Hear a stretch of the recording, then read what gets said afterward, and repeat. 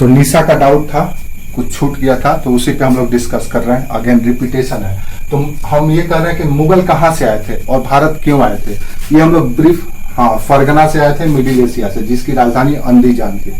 यहाँ क्यों आए थे भारत भाई? क्योंकि यहाँ से खदेड़े गए थे, भगाए गए थे। यहाँ के इनका जो चाचा था अंदीजान, अंदीजान, यहाँ देख लो अंदीजान। हाँ, अब यहाँ से बेचारे भगाए गए थे, इनके चाचा लोग इनको भगा दिए। जैसे आप देखे होंगे कि कांग्रेस कहीं पे पिछले 50 सालों से रूल कर रहा है और जनता उनको खदेड़ देती है, पसंद नहीं आता। राहुल गांधी अपने चुनाव क्षेत्र से हार गए तो बेचारे भगा दिए गए जनता के द्वारा। तो मुगलों को भी भगा दिया गया उन्हीं के लोगों के द्वारा। अब ये बेचारे कहाँ जाए? तो इनको मौका मिला अफगानिस्तान के काबुल में।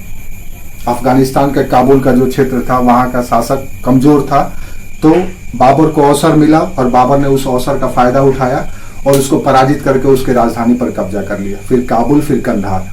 और बाबर को एक ठिकाना मिल गया 1505 में, 1504-5 में ये ठिकाना मिल गया काबुल का।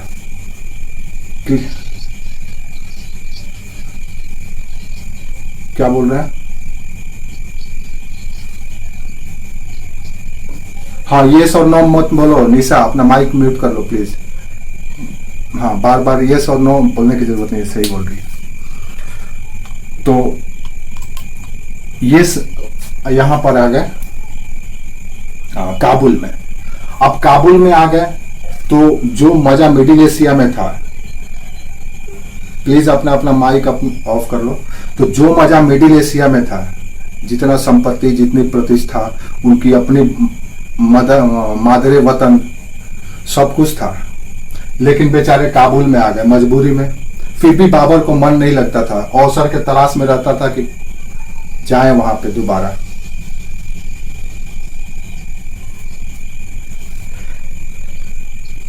प्लीज अपना अपना माइक ऑफ करो। अमन सिंह, अमन अमन माइक ऑफ कर ले बच्चा। सभी लोग अपना अपना माइक ऑफ करो प्लीज, नहीं तो इको करेगा।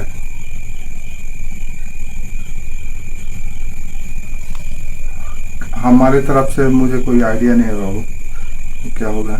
You have been signed out because you are currently signed. ये ऐसा क्या होगा?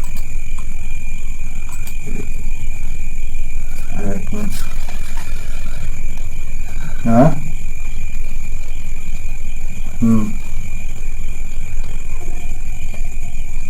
हम्म पता नहीं क्या होगा। थोड़ा देर सही चलता है, कुछ ना कुछ प्रॉब्लम आ जाता है। ठीक है, आप लोगों को सुनाई दे रहा है? क्लियर है? हाँ, तो हम बता रहे थे कि काबुल में आकर के बेचारे रहने लगे, लेकिन इनका ध्यान हमेशा मिडिल एशिया में रहता था बाबर, कि हम अपने मादरे वतन में जाएं और वहां जाकर के अपने फिर से सत्ता को हासिल करें। काबुल की गरीबी, अभाव इनको बर्दाश्त नहीं हो रहा था, लेकिन इनको अवसर मिला। कब मिला? जब यहाँ पे दिल्ली में इब्राहिम लोदी का शासन था। इब्राहिम लोदी से इसके जो अमीर थे, अफगान सरदार, असंतुष्ट थे। जैसे बीजेपी के सरकार में नरेंद्र मोदी से बहुत सारे सांसद अंदर ही अंदर असंतुष्ट रहते हैं। बहुत सारे लोग असंतुष्ट रहते हैं, उनको चाहते हैं कि कभी ढीले पड़ जाए, और तो अपने ही लोग इससे असंतुष्ट थे, इब्राहिम लोदी से। दूसरी ओर क्या देखते हैं कि भारत में और भी सत्ताएं थी जो चाहती थी कि इब्राहिम लोदी खत्म हो जाए। कौन सी सत्ता थी? एक राजपूत शक्ति का धूर था राणा संगा, मेवाड़ का शासक। यहाँ पे राणा संगा थे।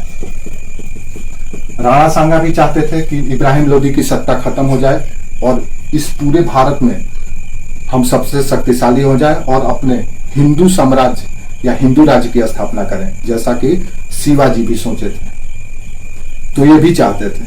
तीसरी ओर और भी जो क्षेत्रीय रीजनल पॉलिटिक्स था या रीजनल छत्रप थे, क्षेत्रीय शक्तियां, वो भी चाहते थे कि इब्राहिम लोदी चले जाए। जैसे गुजरात के, इसका एक गवर्नर था पंजाब में इब्राहिम लोदी का, दौलत खान,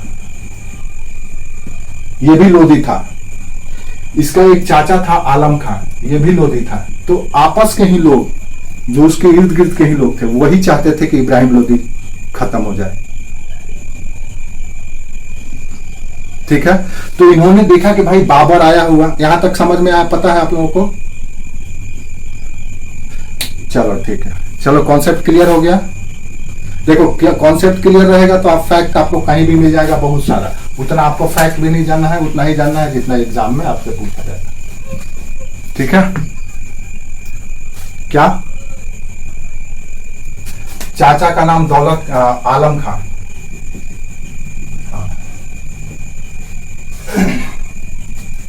आप चाचा भी लिख दोगे तो भी चलेगा, लेकिन प्रीलिम्स में हो सकता है पूछे तो 3 नाम याद रखना है, राणा सांगा, दौलत खां और आलम खां। लोग नुसरत शाह का भी कहीं कहीं पे देता है, लेकिन सामान्यतः नुसरत शाह का नाम नहीं पूछा जाता है, जो गुजरात का उस समय सुल्तान था। बस हाँ, ये लोग बाबर को आमंत्रित किए थे। जैसे कि हम लोग दोस्त का दोस्त, दुश्मन का दुश्मन दोस्त होता है, दुश्मन का दुश्मन दोस्त होता है। पॉलिटिक्स में ये चीज समझ करके रखना है कि पॉलिटिक्स में कोई किसी का दोस्त नहीं होता है, न तो कोई किसी का परमानेंट दुश्मन होता है। टेम्पोररी रिलेशन होता है, गिव एंड टेक का। तुम हमसे फायदा उठाओ, हम तुमसे फायदा उठाएंगे, यह है पॉलिटिक्स। ठीक है, अब आइए हम लोग बात करते हैं उसके आगे की कहानी। तो हम आप लोगों को स्क्रीन शेयर भी कर रहे हैं, आप लोग देखिए, और उसके साथ हम बोर्ड पे भी दिखाएंगे, तो दोनों ही चीज आपके पास होगा। क्लियर है? आप लोग को बोर्ड पे दिख रहा है, स्क्रीन पे दिख रहा है? किसी का माइक ऑन है? आप लोग कब सिंसियर होंगे क्लास में? प्लीज अपना। पंकज पांडे तो हम ही है, पंकज पांडे हम ही है, इसीलिए आज इतना क्लियर आ रहा है। दूसरा अभी दिख रहा है। तुम लोग क्लियर दिखाने के लिए हम दो कैमरा लगाए हैं, और बोल रहा है सर पंकज पांडे को ये। आप लोगों को मेरा नाम नहीं पता था क्या? शिखर धवन। अब तेरे ही स्टाइल का हमको भी बाल रखना है। हाँ अच्छा ठीक है। तो आज हम लोग का चैट, ठीक है, कोई बात नहीं, कंफ्यूजन हो जाता है। तो आज हम लोग बात करने वाले हैं बाबर का मिर्जा से बादशाह बनने की कहानी। इसको समझ लोगे अगर, बाबर का मिर्जा से बादशाह बनने की कहानी। अब एक मिर्जा और दूसरा बादशाह। इससे पहले भारत में बादशाह का कॉन्सेप्ट नहीं था, इससे पहले सुल्तान हुआ करते थे। दिल्ली सल्तनत के काल में भारत में सुल्तान होता था, ना कि बादशाह। प्लीज अपना माइक ऑफ करो। कौन है जो घर में ऑडियो चालू करके गाना? कौन महानुभाव है? प्लीज ऑफ करो अपना ऑडियो। अरे यार, फिर पंकज पांडे को तुम लोग बदनाम कर रहे हो। हम ही पंकज पांडे हैं, हमारे यहां तो एकदम साइलेंट है। ठीक है, तो अब बादशाह बनने की कहानी याद रखो। बादशाह से पहले दिल्ली का जो शासक होता था सुल्तान कहलाता था। उससे पहले राजा, महाराजा, सम्राट, इस तरह के टर्म यूज किए जाते थे। चक्रवर्ती सम्राट, महाराजा धीराज, ये सब के सब हिंदुस्तानी टाइटल है राजाओं का। जो जितना ज्यादा शक्तिशाली, ऐसी ऐसी उपाधियां लेता चला गया। कालांतर में देखेंगे कि उनका कुछ टाइटल भी मिलता चला गया, जो बड़ी भारी भरकम होता था। उनसे उनकी एक अपनी प्रतिष्ठा, अपनी पहचान होती थी। तो सुल्तान मिर्जा से बादशाह बनने की कहानी बाबर की, कैसे बना बादशाह। और ये चीज जब आप समझ लेंगे देन आपको पूरा क्लियर हो जाएगा मुगलों की कहानी। अब चलिए चलते हैं। सामान्यतः बता रहे, सामान्यतः जब वो फरगना में था तो फरगना में उसके वंश का टाइटल हुआ करता था मिर्जा। जैसे इसके पिता का टाइटल था उमर शेख मिर्जा, तो मिर्जा वंश, तो इनकी टाइटल होती थी, वंश टाइटल था। जैसे अशोक मौर्य, पृथ्वीराज चौहान, चौहान वंशी। तो एक क्लान, एक डायनेस्टी उस टाइटल से बन जाता है। जैसे पांड्य वंश, शुंग वंश, सुने होंगे आप लोग। तो ये इनकी टाइटल है मिर्जा। अब ये जब काबुल में आता है 1504-5 में, तो देन ये मिर्जा की उपाधि को त्याग देता है। इसको छोटा लगता है और लगता है कि हम ट्रांस बॉर्डर पार करके अपने राज्य की परंपरागत सीमा को पार करके आए हैं, एक नए क्षेत्र में आए हैं, नए क्षेत्र को हासिल किए हैं, तो गर्व से अपने आप को बादशाह कहलाने लगता है। अपने टाइटल मिर्जा को त्याग देता है और बादशाह। अब ये बादशाह से यहां से अपनी बादशाहत शुरू करता है भारत में। यानी मिर्जा से राजनीतिक जीवन शुरू किया और हिंदुस्तान का बादशाह बन करके गया। भारत का बादशाह वो कभी नहीं बना, हिंदुस्तान का बादशाह बन करके गया बाबर। अब ये टर्म भी आपको थोड़ा सा कंफ्यूज कर रहा होगा कि भारत का बादशाह नहीं बना, हिंदुस्तान का बादशाह बन करके गया, इसका मतलब क्या है?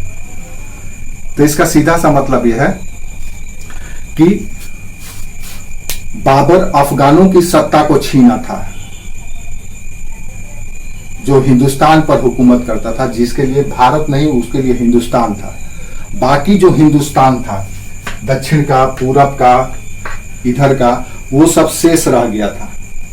बाबर जीते जी जब तक 1530 तक जिंदा रहा, उसके नियंत्रण में नहीं रहा। इसलिए बाबर हिंदुस्तान का बादशाह कुछ वर्षों के लिए बना था, हमेशा के लिए नहीं, कुछ ही दिनों के बाद मर गया था। अब बाबर के बादशाह बनने की कहानी हम देखते हैं कैसे शुरुआत होता है। बाबर के बादशाह की शुरुआत दरअसल सारी बिसात काबुल से शुरू होती है। सारी बिसात बाबर की काबुल से शुरू होती है, अफगानिस्तान का काबुल। ये वो दौर है 1514 से लेकर के 25 तक, जब बाबर को बहुत कुछ सीखने को मिलता है।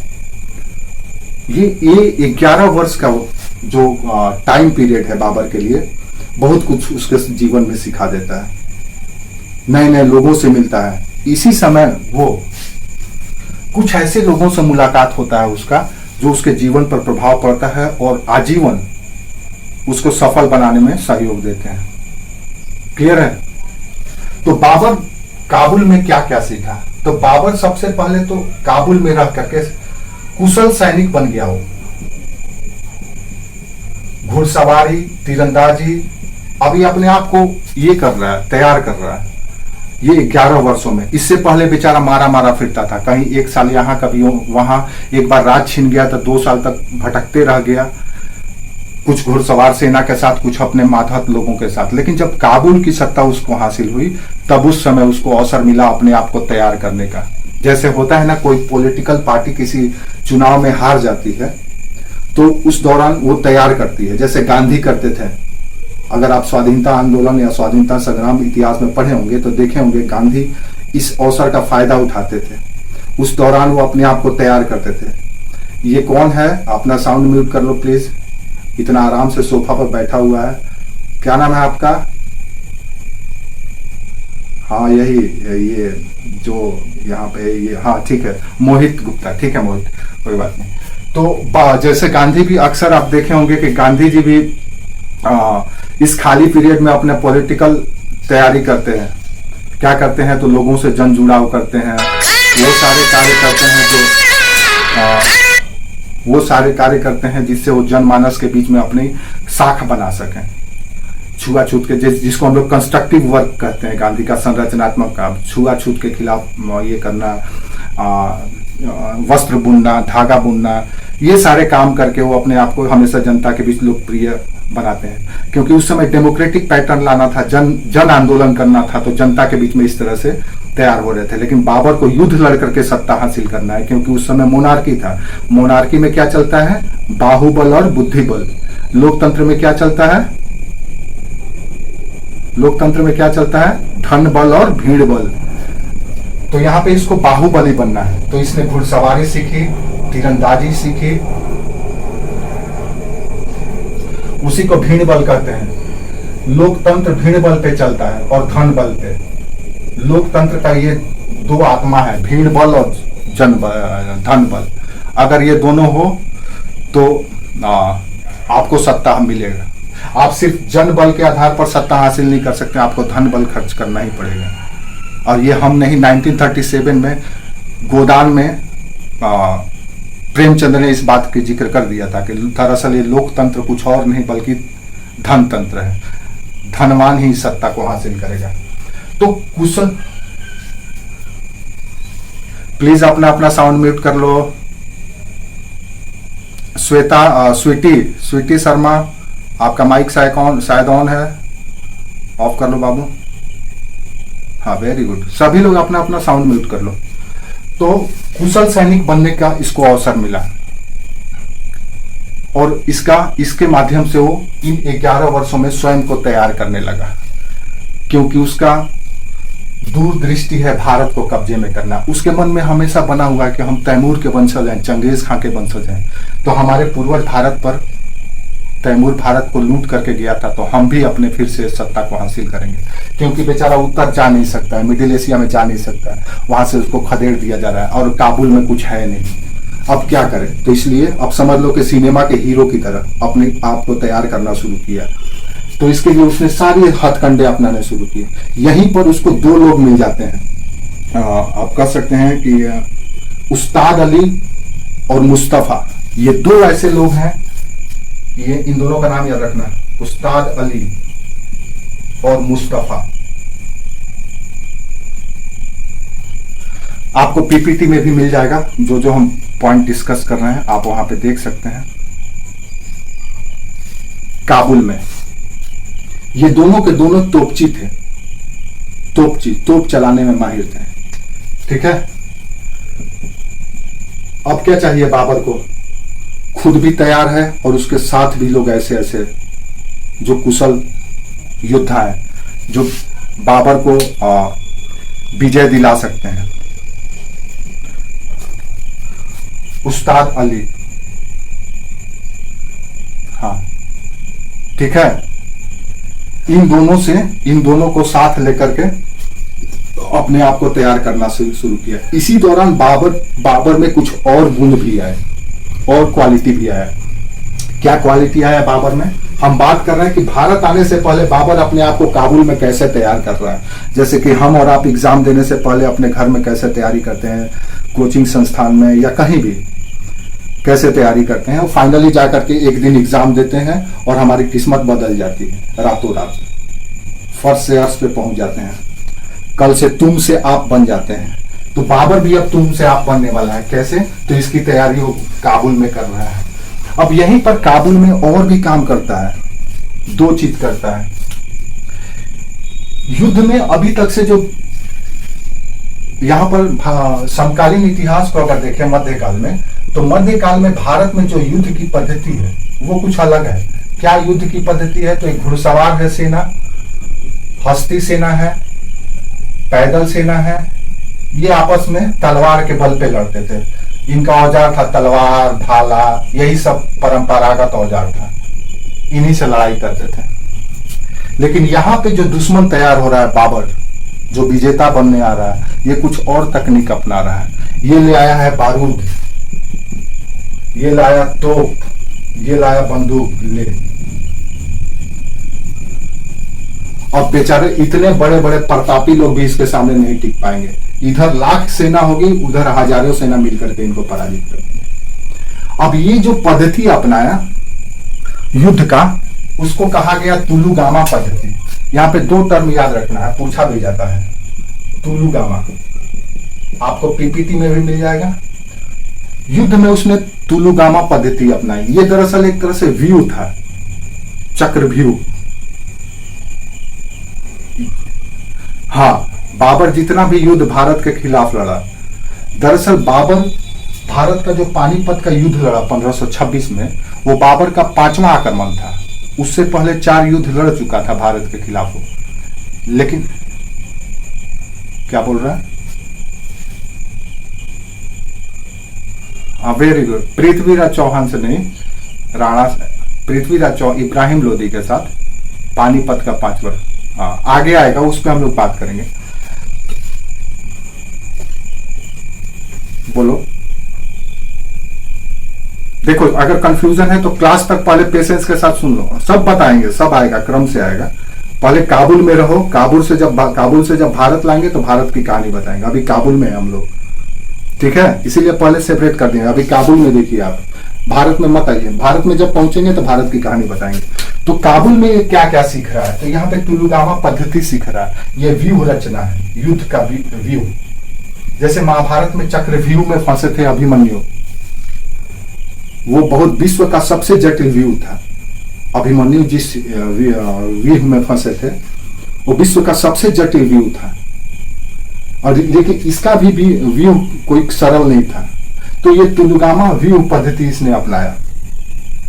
ये था क्या, यहीं पे समझ लेते हैं, और आगे हम कहेंगे कि तुलुगामा, तो आप समझ लीजिएगा कि व्यूह था। तो तुलुगामा दरअसल होता क्या था कि मान लो इधर से एक सेना आ रही है, ए किंग का सेना है, ऐसे इधर से बढ़ रही है, उसकी आर्मी है या सेना है। इधर से बी पार्टी है जो बाबर का है। अब बाबर की सेना भी ऐसे सामने आमने सामने है, ऐसे ऐसे ऐसे। और बाबर की सेना सिर्फ यही नहीं है, ये फ्रंट पे ही नहीं है। बाबर की सेना कुछ इधर भी है, कुछ इधर भी है, पासरों में भी है, किनारे में भी है। अब होता क्या, हाँ क्या बोल रहा है, क्या कर सकते हैं बाबू? सिर्फ व्यू याद रखो, व्यू याद रखो, चौकोर वॉकोर का व्यू का मतलब होता है चक्र व्यू, यानी कि आपको चक्र में घुमा दिया जाएगा। इसमें भी यही होता है, दो किनारे से सेना खड़ा है लेकिन वो किधर से हमला करेगा कोई ठिकाना नहीं है, इसीलिए इसको चक्र व्यू कहा जाता है। कहीं से भी वो हमला कर सकता है। होता क्या था, क्या हुआ, किसी को कोई डाउट है? अगर डाउट नहीं है तो प्लीज अपना अपना माइक ऑफ कर लो। हाँ ठीक है। तो दरअसल होता क्या था कि मान लो सेना इधर से, बाबर की सेना गई, इधर से राणा संगा या इब्राहिम लोदी की सेना आ रही है, तो ये क्या करते था, अपना कुछ अतिरिक्त सेना इधर ऐसे छुपा करके रखता था, ठीक है।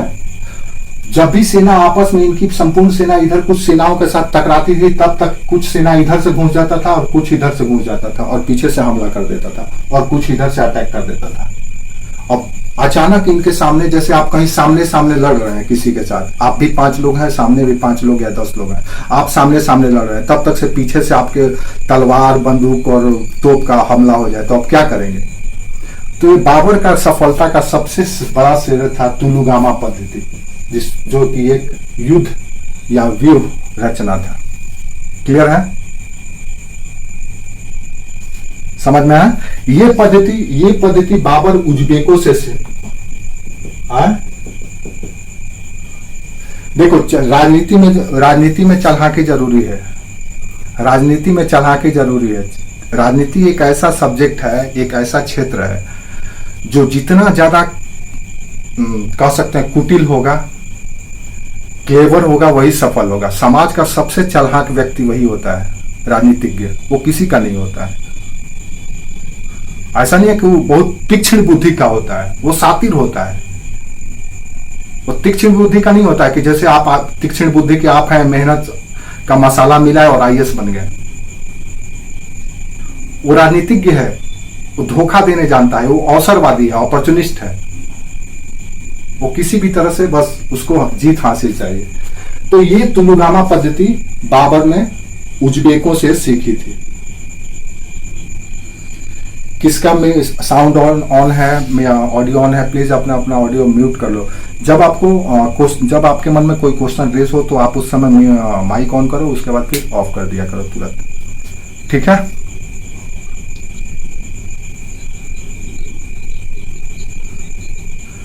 अच्छा, अपना अपना वीडियो भी ऑफ कर लो बाबू, ठीक है।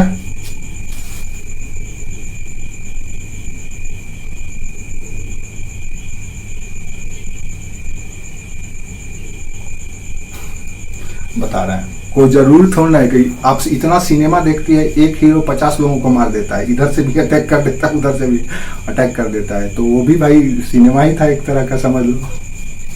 हाँ,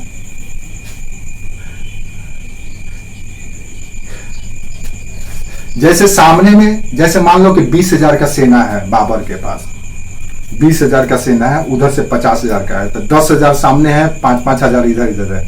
अब आपको लगा रही यार ये तो 10,000 है, लेकिन इस 10,000 भी आप पे बहुत भारी पड़ने वाला है। क्यों?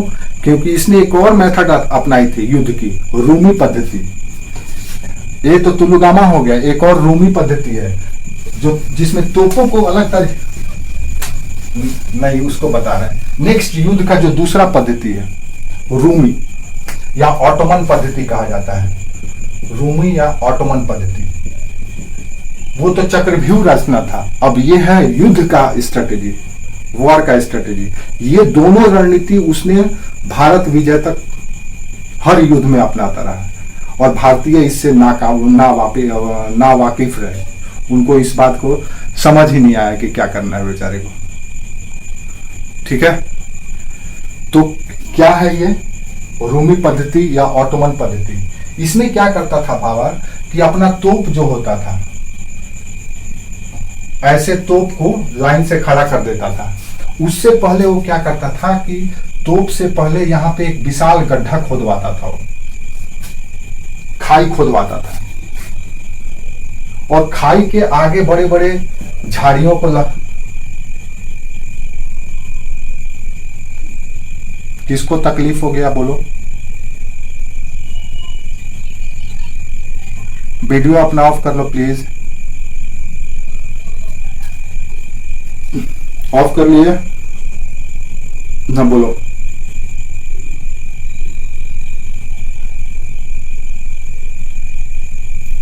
वो हम शेयर कर देंगे इसी जो सीट है ना, इसी पे देखते हैं, हम बात कर, फिर हम आगे का ये बताएंगे। आप लोग थोड़ा सा वेट कर लो, 1-2 दिन।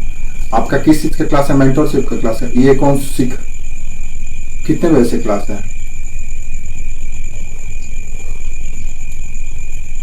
ठीक है, जाओ जाओ जाओ जाओ, ठीक है, ओके ओके। तो यहाँ पे रोमी या ऑटोमन सिस्टम भी अपनाया गया। इसमें क्या किया जाता था कि लाइन से तोप को खड़ा कर दिया जाता था।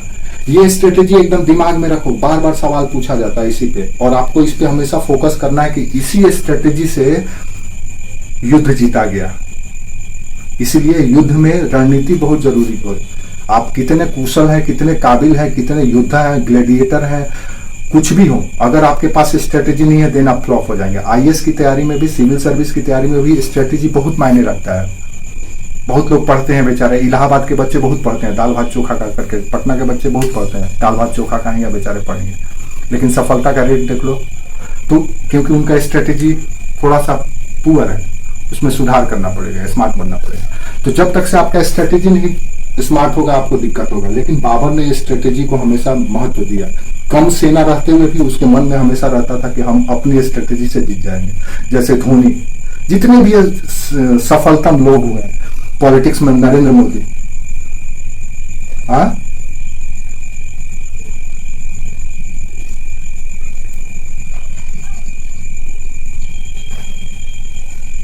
क्या रिपीट कर दें?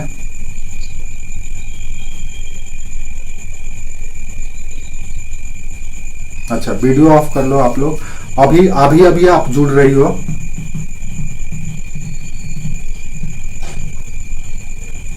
अच्छा कहां से रिपीट करें बाबू? हम ये बात कर रहे थे कि वॉर का एक स्ट्रेटेजी अपनाया था, युद्ध पद्धति रूमी या ऑटोमन पद्धति कहलाता था। इससे पहले हम तुलुगामा पद्धति देखे थे।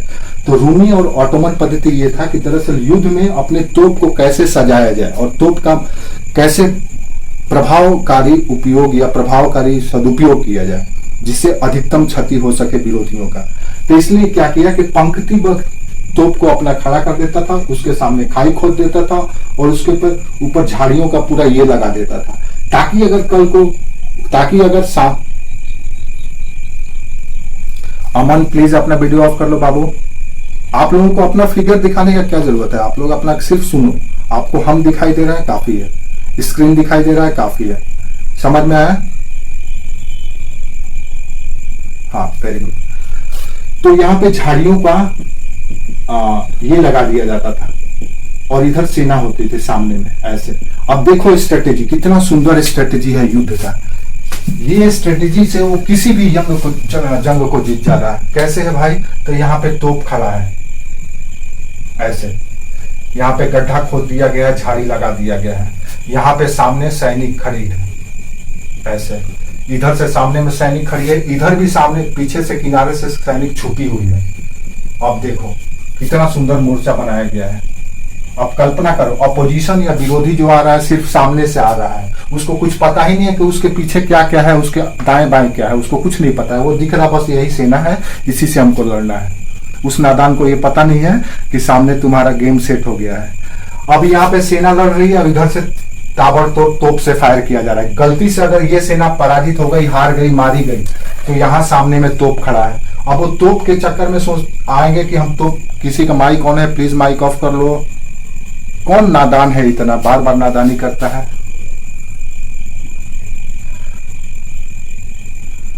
क्या हम यहां से कैसे, हम म्यूट कर देंगे तो फिर आप लोग सवाल नहीं पूछ पाएंगे। इसलिए प्लीज अपना अपना माइक ऑफ कर लो, ऑडियो ऑफ कर लो, ठीक है।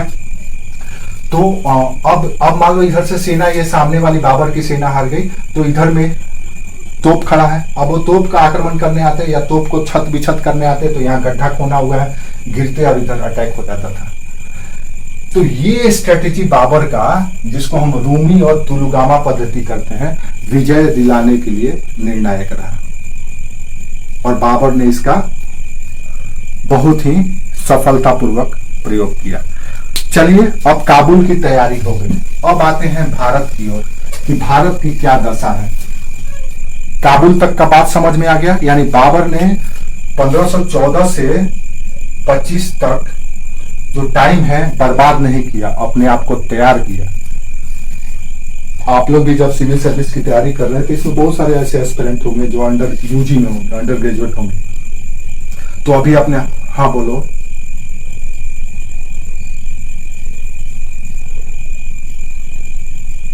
ये 3rd क्लास है बाबू, 3रा क्लास है हम। अभी तो 8 ही बजे हैं, 8 PM आपका।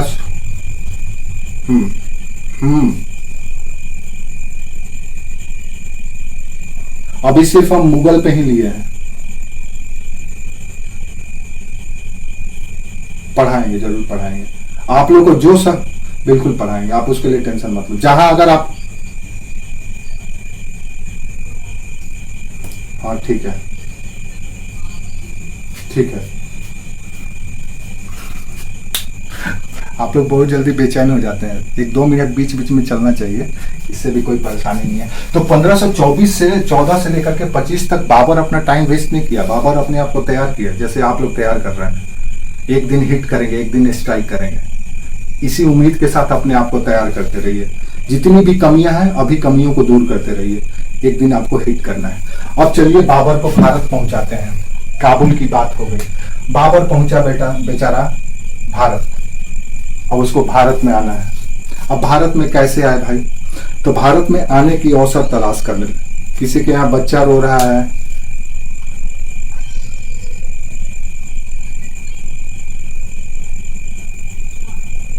प्लीज। हाँ, तो चलिए अब चलते हैं बाबर। अब बाबर को विस्तार चाहिए, काबुल में रह रह के वो तंग आ चुका है। वो राजा सुल्तान होते हुए भी, बादशाह बनने के बाद भी उसकी जिंदगी, उसकी स्थिति में कुछ ऐसा बदलाव नहीं आया जिससे वो संतुष्ट हो सके। ऐसी स्थिति में वो भारत की ओर देखना शुरू किया। भारत की ओर देखना शुरू किया तो भारत की दशा आपको बता चुके हैं कि उस समय की क्या थी, आपसे छुपा हुआ नहीं है। पिछले क्लास में हम लोग उस पर चर्चा कर चुके हैं, इस पे भी चर्चा कर चुके हैं कि वो क्यों भारत आक्रमण करना चाहता था। इन कारणों पर भी हम चर्चा कर चुके हैं, तो उधर हम नहीं जाएंगे।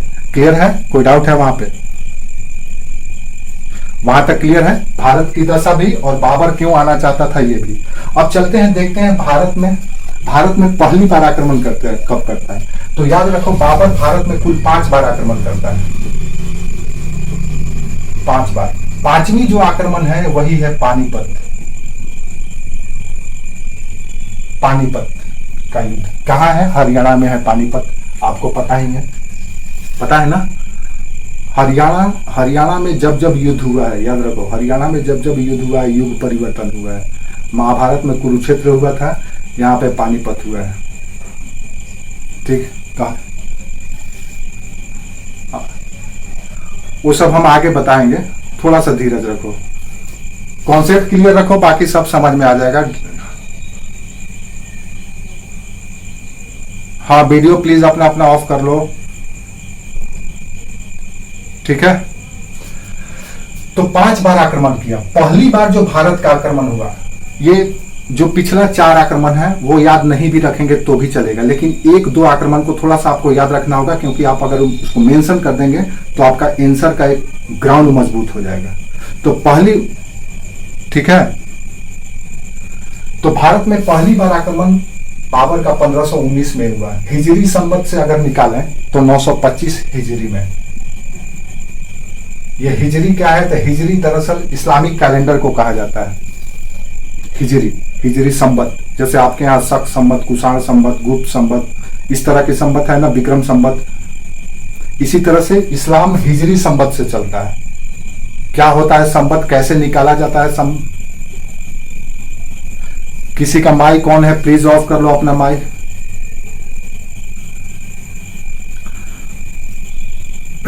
स्वीटी अपना माइक ऑफ कर लो बाबू।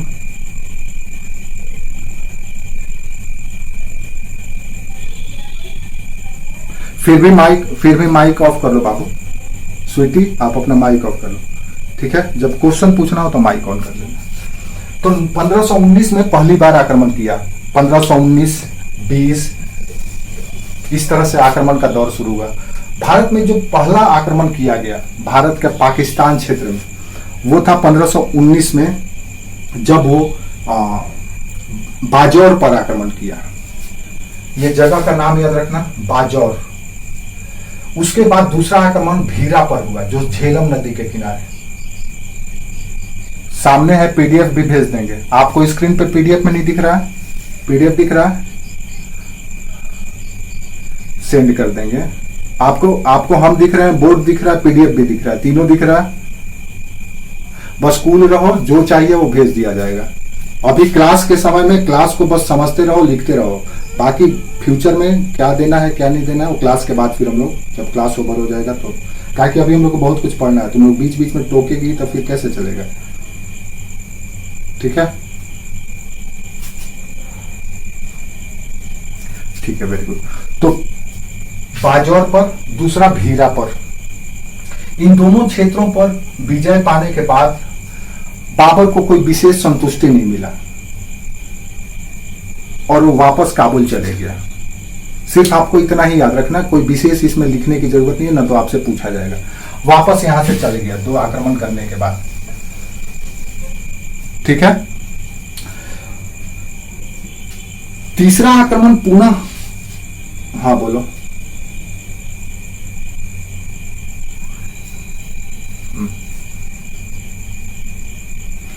पहले तो बोले बाजौर, दूसरा भीरा, BHEERA, ठीक है। हाँ, बस इसका नाम याद रखना है। यहां से कोई सवाल आपसे नहीं पूछा जाएगा। जब आंसर राइटिंग करेंगे आप, तो आपके आंसर को थोड़ा सा वेट बनाएगा। ये हर लड़का नहीं लिखेगा, आप लिख सकते हैं अगर आपको याद रहेगा तो। बस इसमें कोई विशेषज्ञ आपको नहीं बनना है। तो बाजौर और भीरा पर पहला और दूसरा आक्रमण से उसने, लेकिन यहाँ इन जो क्षेत्रों को हासिल किया गया, ये दरअसल कोई विशेष ऐसे क्षेत्र नहीं थे जिससे उसको कुछ खजाना मिल गया था या धन संपदा मिल गया था। फ्रंटियर स्टेट था, सीमावर्ती स्टेट था, और सीमावर्ती स्टेट होने के कारण ये उतने संपन्न नहीं थे, और ये दोनों के दोनों अभी पाकिस्तान में। तो वापस लौट गया वो काबुल। लेकिन जब काबुल लौट गया तो यहाँ के जो पंजाब का जो दौलत खां गवर्नर था, दौलत खां इन दोनों क्षेत्रों को पुनः अपने कब्जे में ले लिया। ऐसी स्थिति में बाबर को पुनः तीसरी बार 1520 में ही आक्रमण करना पड़ा। ये ईस्वी भी आपको याद रखने की जरूरत नहीं है, सिर्फ 1519 से याद रखना और ये वाला याद रखना डेट, बाकी किसी का ईस्वी याद रखने की जरूरत नहीं है। वो नहीं भी याद रखेंगे तो भी चलेगा, इस पे हमको याद रखना है और कुछ नहीं।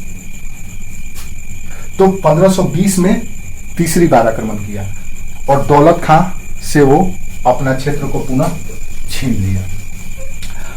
अब छीनने के बाद इस क्षेत्र को दौलत खां और उसका एक और जो चाचा था आलम खां, सॉरी इब्राहिम लोदी का चाचा आलम खां, इन दोनों के बीच में, आलम खां और दौलत खां, इन दोनों के बीच में इन क्षेत्रों को बंटवारा करके वापस पुनः वो चले गया। ये दोनों दौलत खां और आलम खां बाबर की संप्रभुता स्वीकार किए, उसकी श्रेष्ठता स्वीकार किए, बाबर वापस चले गया। उसको डर था इस बात का कि अंदर में जो लोग हैं सिंधु नदी के उस पार, वो बड़ी ताकतवर लोग हैं। उसको यहाँ के बारे में अभी वास्तविकता पता नहीं था, क्योंकि उसको पता था कि यहाँ पे जो राजपूत कम्युनिटी है वो दौड़ा दौड़ा के मारेगा। उसको पता था कि इब्राहिम लोदी अफगानी है, दौड़ा दौड़ा के मारेगा। इसीलिए बेचारा हिम्मत नहीं कर पा रहा था। सिंधु नदी के उधर ही अपना जो करना था, अपना तांडव दिखाता था और दिखा करके अपने प्रतिष्ठा बना करके चले जाता था काबुल। तीसरा, जब दौलत खां और आलम खां के बीच में बंटवारा करके चले गया वापस, तो दौलत खां क्या किया कि आलम खां के क्षेत्र को भी अपने कब्जे में ले लिया और चुनौती दे दिया बाबर को। बाबर को पुनः मजबूरन 1524 ईस्वी में आक्रमण करना पड़ा। यह है इसका चौथा आक्रमण। तो 1519-20 तक 3 आक्रमण हो चुका था, 24 में चौथा आक्रमण किया और आक्रमण करके उसने दौलत खां लोदी को ये कर दिया। हाँ बोलो। हाँ, दौलत खां लोदी को उसने ये पराजित किया और दौलत खां लोदी इसका श्रेष्ठता को स्वीकार कर लिया। लेकिन इसी समय से हाँ बोलो।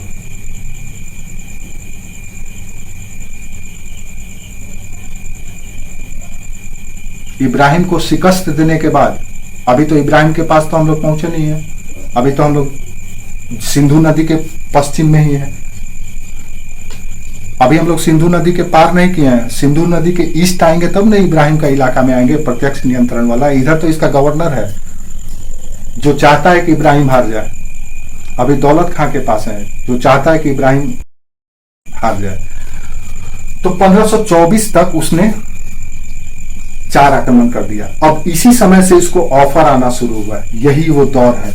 इधर दिल्ली में बैठा हुआ इब्राहिम लोदी के आतंक से सब परेशान है, सब चाह रहे हैं कि हटे, क्योंकि वो किसी भी वर्ग को संतुष्ट नहीं कर पा रहा है। हर एक कम्युनिटी जो है उसका जो मातहत जो अधिकारी हैं, जो सामंत हैं, जिसको अमीर कहा जा रहा है या सरदार कहा जा रहा है, वो भी चाह रहे हैं कि वहां से वो हटे हो, परेशान है। राणा संगा अलग ताक में बैठे हुए हैं, मेवाड़ के राजा, कि इसको भगाया जाए और हम हिंदू राज्य की स्थापना करें। बाकी जो छोटे छोटे छत्रप हैं वो भी चाह रहे हैं कि हम भी अपनी प्रतिष्ठा बना ले इस अवसर में। तो 1524 से ऑफर आना बाबर के पास शुरू हुआ। दौलत खां का ऑफर आया कि भैया आप आइए, अब पार कीजिए सिंधु नदी, चलिए हम लोग को कम से कम। ये लोग ये चक्कर में था कि इधर ही आएगा तो इधर लूटपाट करके वापस चले जाएगा, तो हमारे लिए मार्केट खाली हो जाएगा और हम जाकर के कब्जा लेंगे। दौलत खां अपने चक्कर में ऑफर देना शुरू किया। अपने बेटे को भेजा, दिलावर खां को। ये नाम याद नहीं भी रखिएगा तो भी चलेगा, खाली दौलत खां याद रखिएगा। अपने बेटे को भेजा। आलम खां भी आकर के मिलने लगा कि भैया आइए आप। इसी बीच राणा संगा भी ऑफर दे दिया कि भैया आइए, अवसर अच्छा है। अब बाबर को क्या चाहिए? तो 1524 से ऑफर मिलना उसको शुरू हो गया, इनविटेशन में आने लगा कि आइए भारत, आइए भारत। क्योंकि इन लोगों को ये लग रहा था कि जिस तरह से दीपालपुर, सुल्तानपुर, बाजौर, भीरा, इन सब क्षेत्रों को विजिट करने के बाद वापस वो चले जाता है काबुल, यहां भी कौन बेचैन हो गया बोलो? क्या हो गया बोलो? अगर नहीं पूछना है हाँ गरिमा बोलो।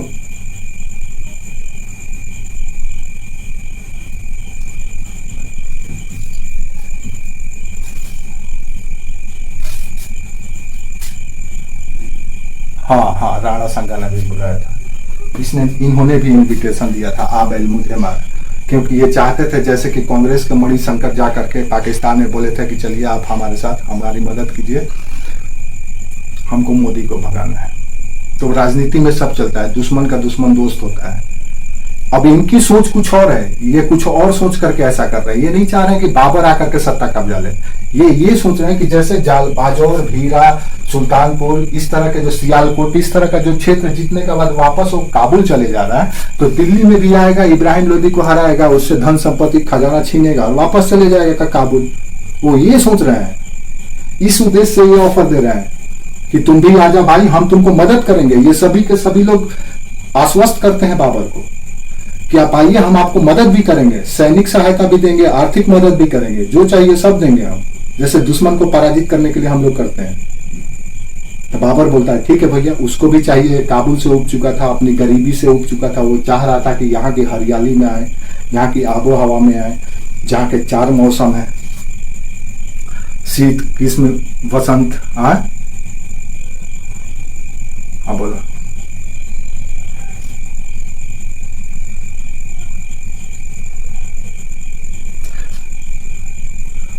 बिल्कुल सही बात है। राणा संगा सक्षम थे, लेकिन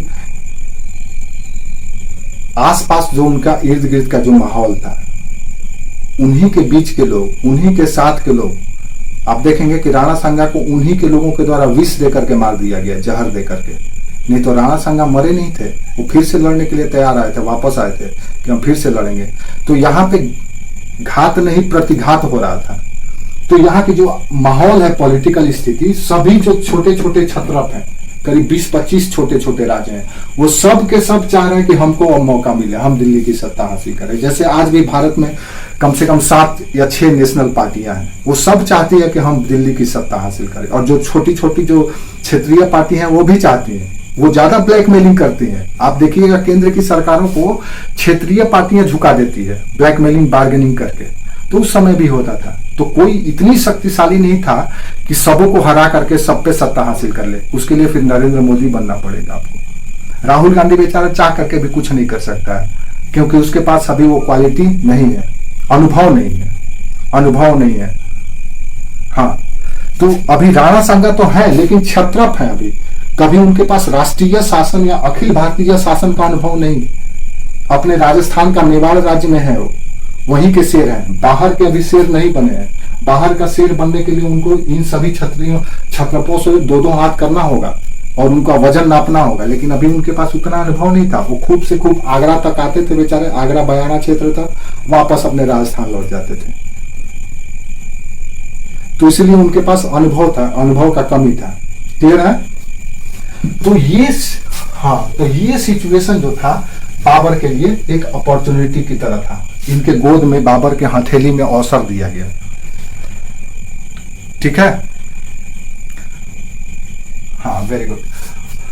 तो ये सारी परिस्थितियों में बाबर 1526 में अपना काबुल से चला और पानीपत पहुंच गया, हरियाणा।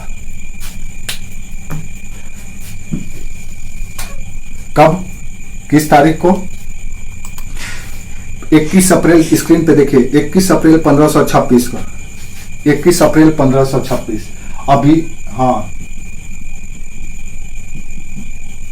कोई कुछ पूछना चाहता है? आपका आवाज क्लियर नहीं आ रहा है, बीच बीच में ये हो रहा है। ठीक है, तो अगर आप कुछ पूछना चाहते हैं तो प्लीज, आपका आवाज क्लियर नहीं आ रहा है तो हाँ, अगर आवाज नहीं आ रहा तो आप चैट बॉक्स में पूछ सकते हैं। वेरी गुड, क्लियर है?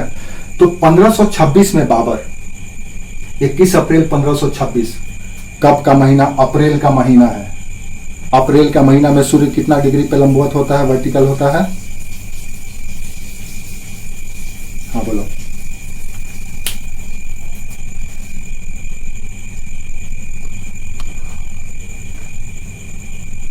सबसे पहले इसकी भेंट किससे हुई थी, मतलब?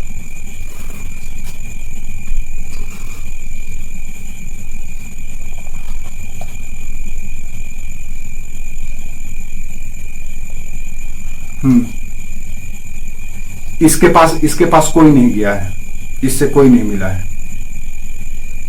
इसके साथ कोई नहीं है, ये अकेला अपना आया है हाँ, इसके पास कोई भेंट नहीं करनी, इसीलिए तो वो नाराज हुआ है। नाराज भी इसीलिए, सभी लोग सांत्वना दिए, आश्वासन दिए कि हम लड़ेंगे, हम आपके साथ रहेंगे, लेकिन कोई नहीं आया, क्योंकि ये लोग चाहते ही नहीं थे। ये लोग चाहते थे कि इब्राहिम लोदी पराजित हो, लूटे पाटे भागे यहाँ से, और हम फिर अपना कब्जाएं, मैदान खाली हो और हम आए। इससे कोई नहीं मिला है। राणा सांगा से भी इसीलिए उसकी नाराजगी थी। दौलत खां को तो पहले ही अपने माथा बना ही चुका था हरा करके, आलम खां उसके साथ था ही, तो ये किससे मिलेगा? दोनों तो के दोनों उसके अपने उसकी संप्रभुता स्वीकार कर ही लिए थे, और राणा सांगा आया नहीं, वो अपना उधर था। वो तो राणा सांगा ये अपने चतुराई में थे कि इब्राहिम को हराए और जाए लूट करके जितना लूटना है, इसीलिए तो उसकी नाराजगी हुई। तो 1526 में राणा सांगा इब्राहिम लोदी बाबर पानीपत पहुंचा। 21 अप्रैल को, दरअसल एक हफ्ता पहले ही, अगर आप देखें तो हाँ बोलो।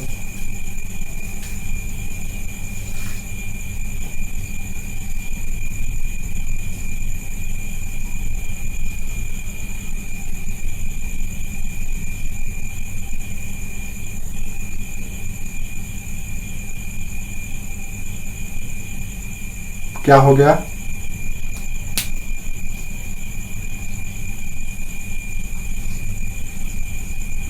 ठीक है, ठीक है, तो क्या प्रॉब्लम है? करो। हाँ ठीक है, जिसको जाना है वो लीव कर सकता है। क्लियर है? हाँ ठीक है, इसी बहाने तुम लोग से बात करने के बहाने हमको भी आराम मिल जाता है। हाँ बोलो बोलो।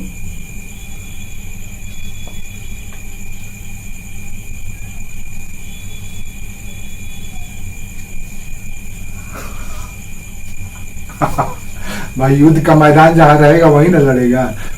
अब युद्ध का जहां मैदान रहेगा वहीं ना लड़ाई। अब घर के सामने, तुम घर में फुटबॉल क्यों नहीं खेलती है, चली जाती है ग्राउंड में?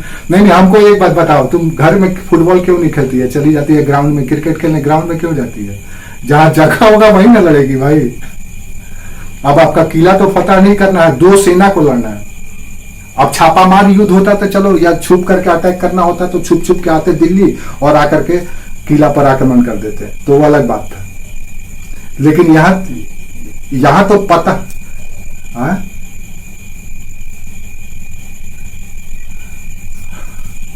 अच्छा लगता है आप लोग इस तरह का सवाल पूछते हैं, तो मेरा भी दिमाग का थोड़ा एक्सरसाइज हो जाता है। बोलो।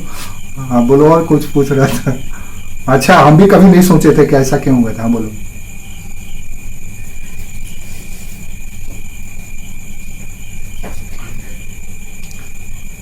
अच्छा वेरी गुड।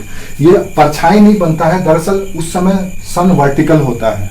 कितने डिग्री लेटीट्यूड पे, हमारा सवाल ये था, कितने डिग्री हाँ लेटीट्यूड पे, अक्षांश पे लंबवत होता है। वो तो जून में चले जाता है, जून में आता है वहां पे।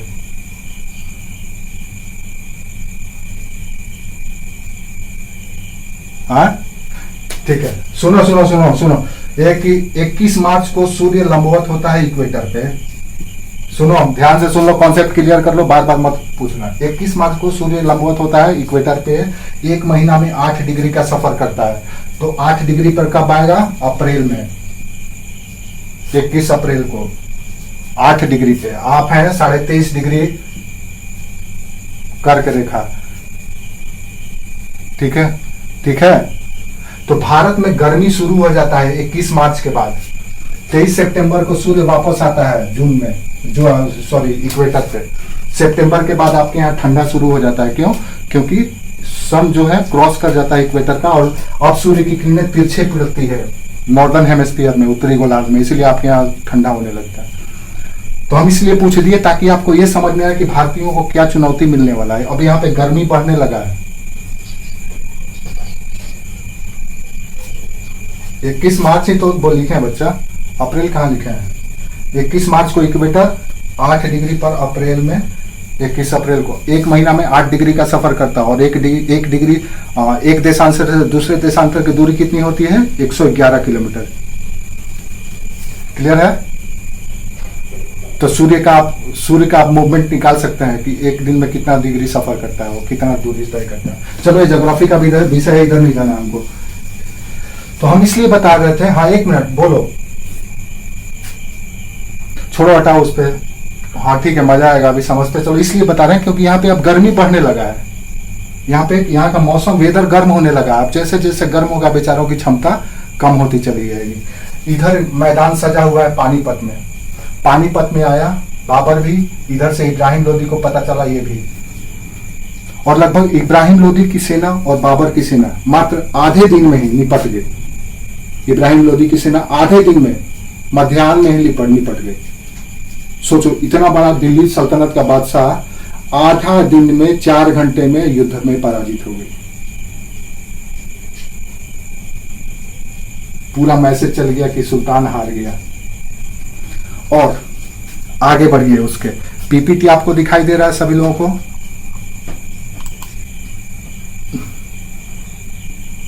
क्या समझा है?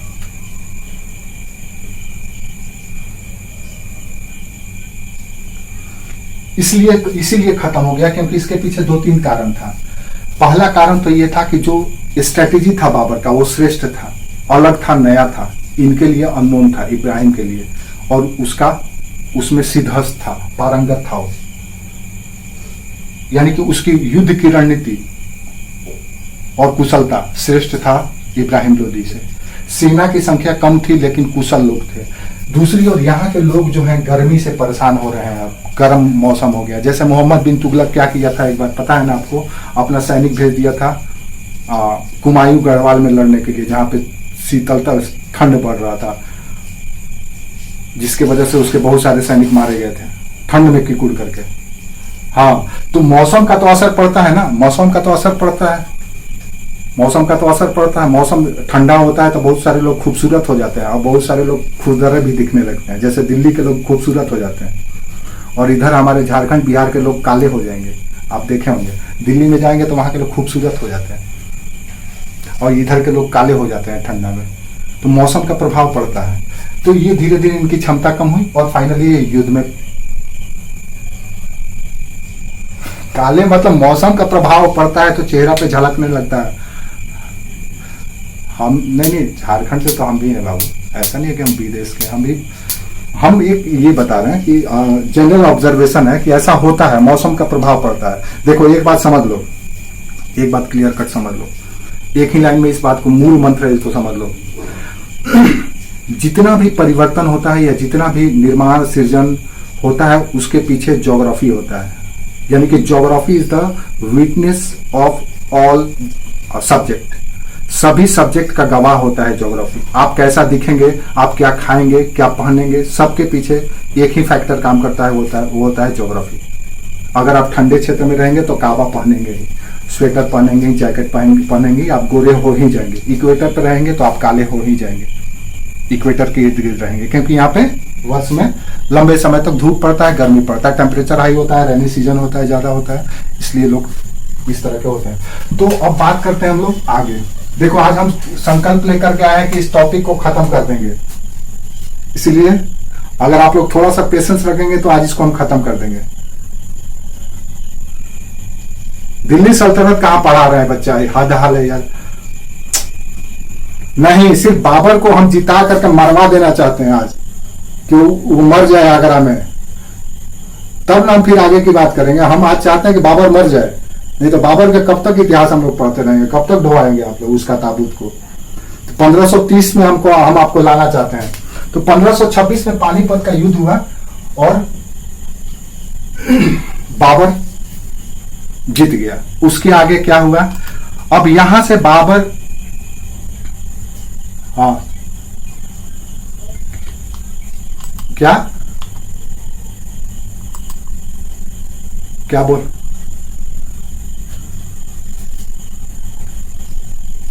पानीपत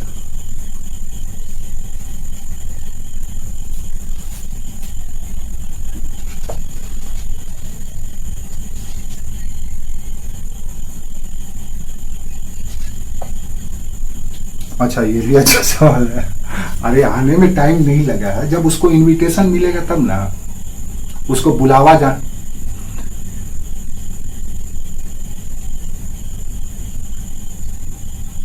कहाँ पे? हाँ।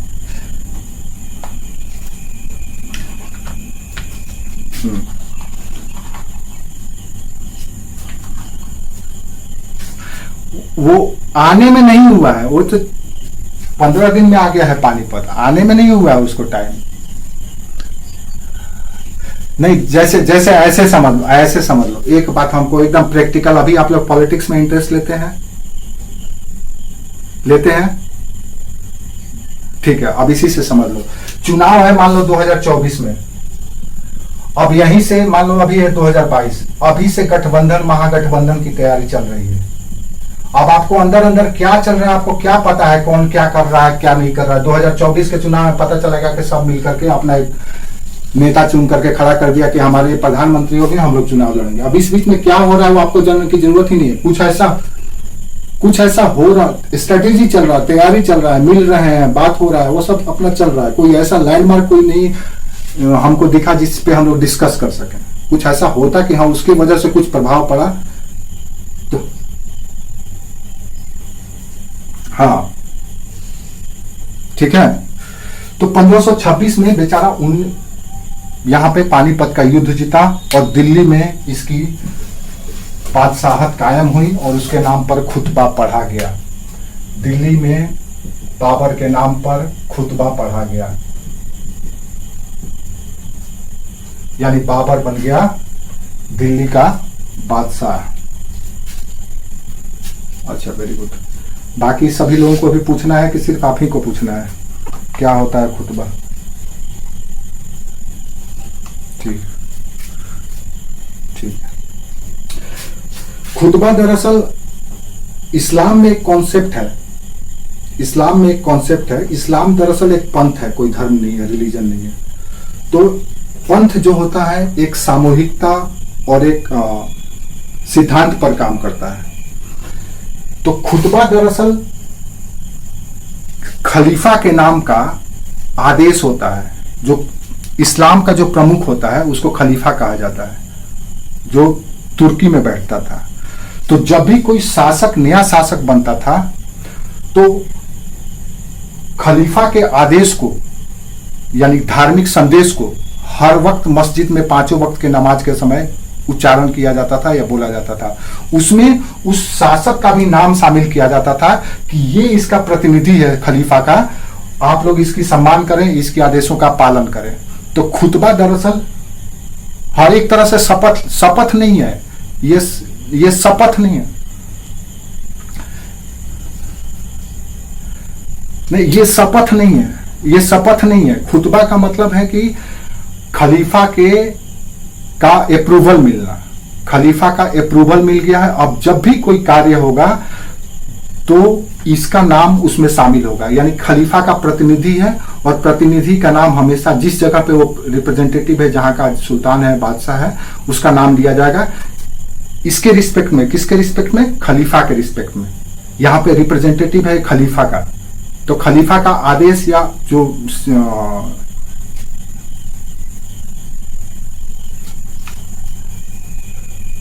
हाँ अल्लाह के द्वारा नहीं। जैसे देखो क्या है, खलीफा प्रमुख है, पैगंबर के बाद जो इस्लाम का जो सर्वे सर्वा बना, जो प्रॉफिट के बाद जो सर्वे सर्वा बना, जो पूरे इस्लामिक कम्युनिटी को अपने कंट्रोल में रखता था, धार्मिक सिद्धांतों से, कुरान के नियमों के आदेशों से, शरिया से या हदीस से, इन सब मामलों के जानकार एक वंश था खलीफा, जो तुर्की में शासन करता था। वही पैगंबर का सक्सेसर बनता था, यानी कि पैगंबर के बाद यही सर्वे सर्वा था इस्लामिक धर्म का। जैसे आपके यहाँ शंकराचार्य हैं, सनातन संस्कृति के धर्म प्रमुख कौन है? शंकराचार्य। 4 ज्योतिर्लिंग, 4 पीठ, चारों के अलग अलग शंकराचार्य। तो ये जो खलीफा है ये धार्मिक प्रमुख है पूरे इस्लामिक जगत के। जहां भी इस्लाम होगा उसका धार्मिक प्रमुख खलीफा होगा।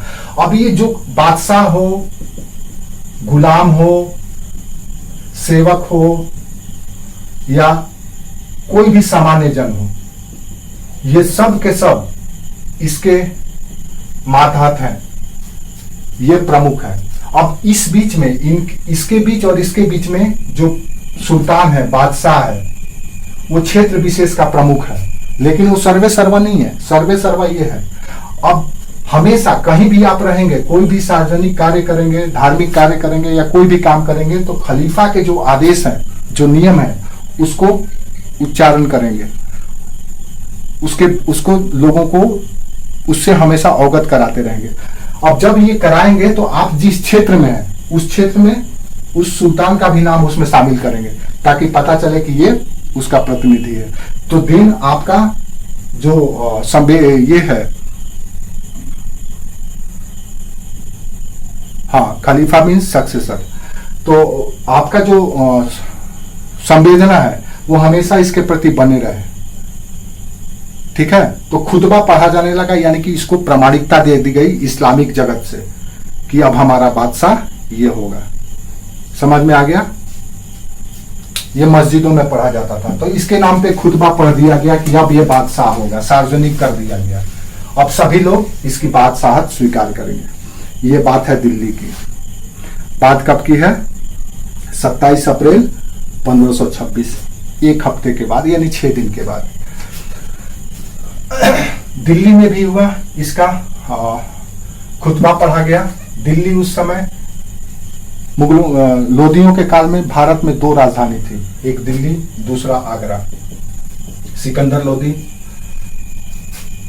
तो दिल्ली में खुतबा पढ़ा गया और हुमायूं का बेटा, बाबर का जो बेटा था हुमायूं, वो आगरा पहुंच गया और पहुंच करके जितना खजाना था लोदी का, सिकंदर लोदी का, सारा खजाना पर कब्जा कर लिया और ला करके बाबर को दिया। और यहां भी फिर इसके नाम का खुतबा पढ़ा गया। पूरा डिक्लेयर हो गया कि ये दोनों राजधानी दिल्ली और आगरा का बादशाह हो गया है बाबर।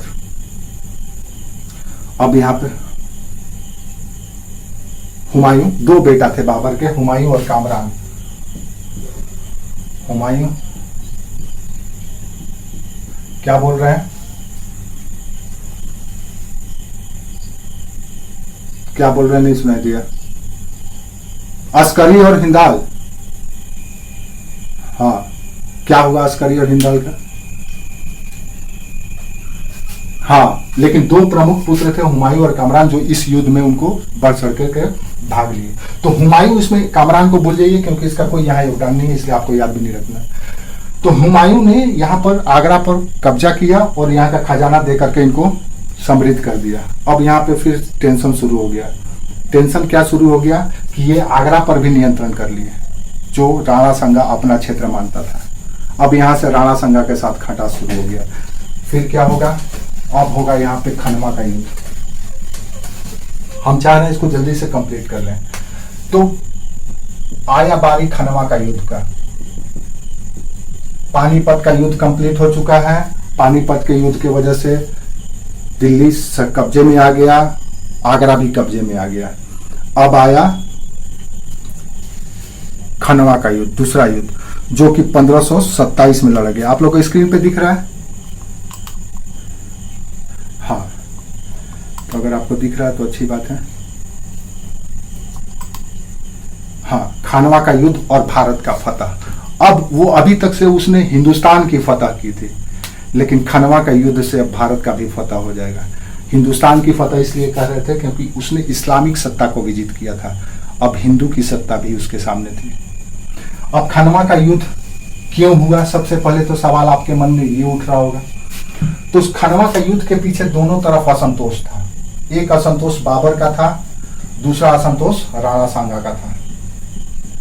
बाबर का असंतोष ये था कि भैया आप हमको सहयोग नहीं दिए हैं अवसर पर। राणा सांगा का असंतोष ये था कि इसके उम्मीद के विपरीत सब कुछ हो रहा था। वो चाह रहा था कि यहाँ से लूटपाट करके चला जाएगा, लेकिन ये तो बादशाह बन गया, वो भी आगरा में भी कब्जा कर लिया। अब आगरा का क्षेत्र बयाना, फतेहपुर, ये सब कब्जा कर लिया, जो कि सीधे राणा सांगा अपना समझता था कि हमारा क्षेत्र है। अब ऐसी स्थिति में दुश्मनी शुरू हो गया, जैसे पॉलिटिकल पार्टी करती है। चुनाव से पहले बहुत साठगांठ होता है। हाँ,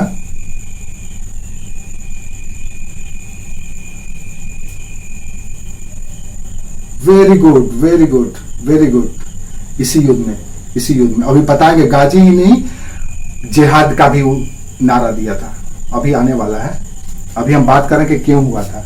तो राणा सांगा का भी असंतोष था, उसके उम्मीद के विपरीत बाबर निर्णय ले लिया था, और बाबर भी अब चाहता था कि भाई ऐसा हो जाए। अब इन दोनों के बीच में टकराहट का कारण यह था कि बाबर ये चाहता था कि राणा सांगा भी उसकी संप्रभुता स्वीकार करे, और राणा सांगा ये चाहते थे कि भैया तुम यहां से लूट करके जाओ, लेकिन ये अब अपना गद्दी स्थापित करने लगा। अब शुरू हुआ यहां पर आमना सामना। कैसे शुरू हुआ, आप देखेंगे कि बाबर जो है अपने सैनिक सेनापति, उसका नाम क्या था, ठीक है,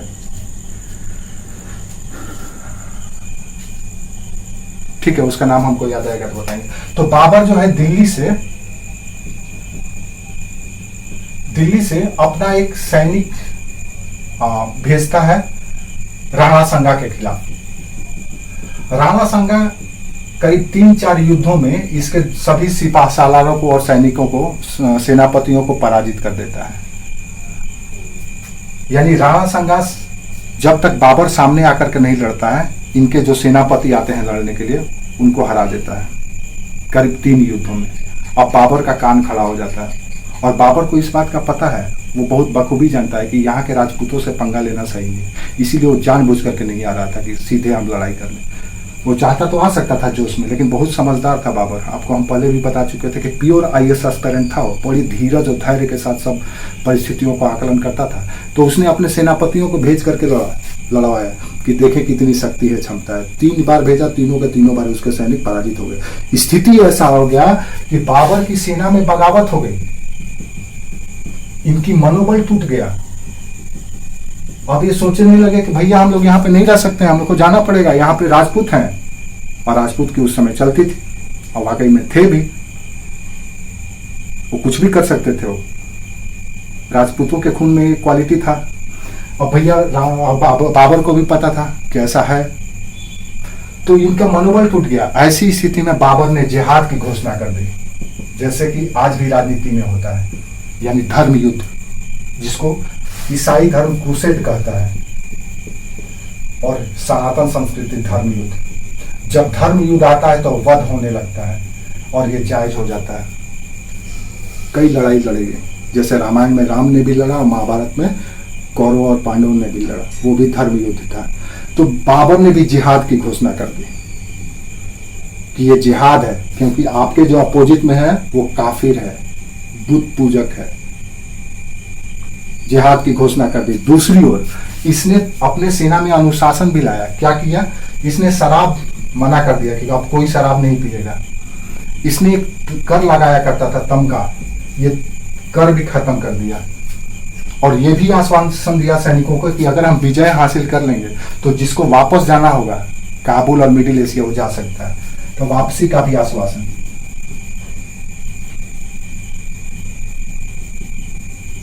इससे सैनिकों के मन में मनोबल बढ़ा। अब धर्म युद्ध का नारा दे दिया गया। तो धर्म युद्ध मतलब समझ रहे हैं, या तो आर या तो पार।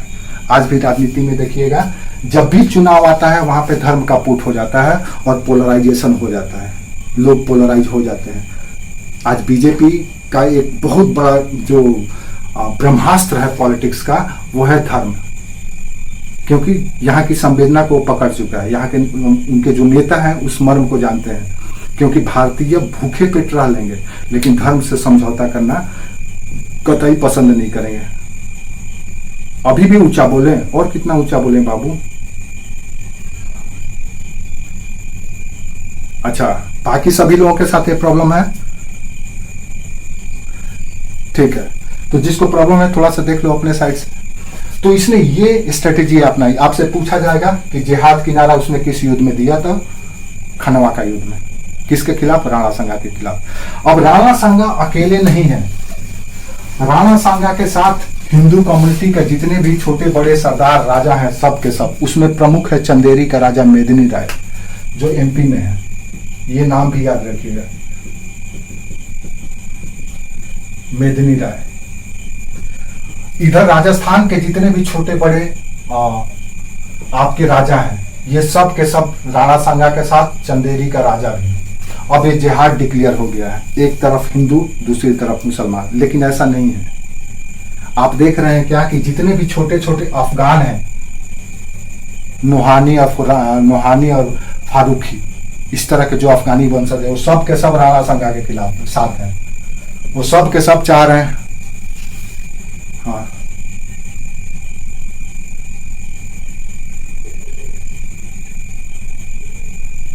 धर्म, अच्छा धर्म युद्ध के आगे क्या बोले थे भाई? हाँ, धर्म, हाँ जिहाद का घोषणा किया था, जिसको धर्म युद्ध कहा जाता है। ईसाई में उसको क्रूसेड कहा जाता है। ठीक है, क्रूसेड भी धर्म युद्ध के लिए शब्द है।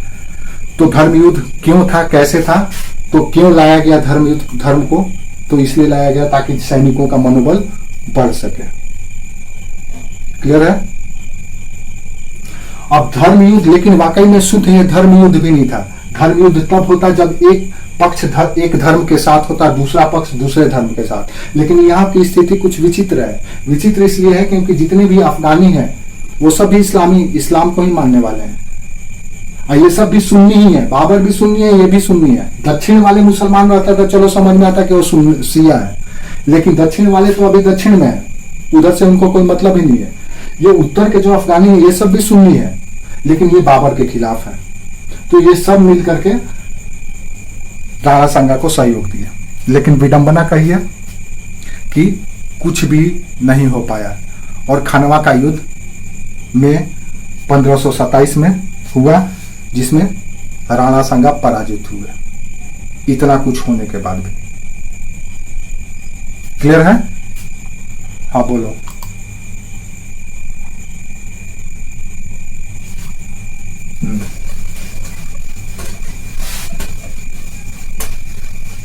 हाँ, इसके बाद उसमें वो पराजित भी हो गया था। ठीक है, हाँ हाँ, वो कोई ज्यादा महत्वपूर्ण नहीं है, आपसे नहीं पूछा जाएगा। अभी हम लोग बाबर पर फोकस करें, इसलिए बाबर पे। तो हम इसलिए बोले कि वो कौन कौन, राणा सांगा को, राणा सांगा को सभी सहयोग कर रहे हैं, जितने अफगानी सरदार हैं वो भी। क्योंकि अब इनका मरता क्या नहीं करता था। बाबर यहाँ पे अब टिक चुका था, वो यहीं पे सोच रहा था कि अब यहीं पे हम जमाएंगे, हम कहीं नहीं जाएंगे। अब उसको यहाँ का हवा लग गया था, यहाँ की संपत्ति, यहाँ का हरियाली दिख गया था। वो नहीं चाहता, वो जान रहा था कि ये सब कायर लोग हैं, आपस में लड़ता है। आप इतिहास देखो, जब जब युग परिवर्तन हुआ है, भेद के वजह से और षड्यंत्र के वजह से हुआ है। चाहे मीर जाफर किया हो, घसीटी बेगम की हो, चाहे जयचंद किया हो, जब जब कालखंड में आप देखेंगे, हमेशा युग तभी बदला जब, या सत्ता, नई सत्ता तभी आई जब षड्यंत्र हुआ दरबार में। तो जब फूट पड़ता है तो रावण भी इतना शक्तिशाली, जिसके सामने राम का कोई भी साथ नहीं था, चाहे ज्ञान में, चाहे कुल में, चाहे वंश में, चाहे धन में, चाहे योग्यता में, रावण के सामने राम का कोई भी साथ नहीं था। लेकिन एक ही चीज कमी था रावण में, जिसकी वजह से वो पराजित हुआ। तो ये कमी राजनीति,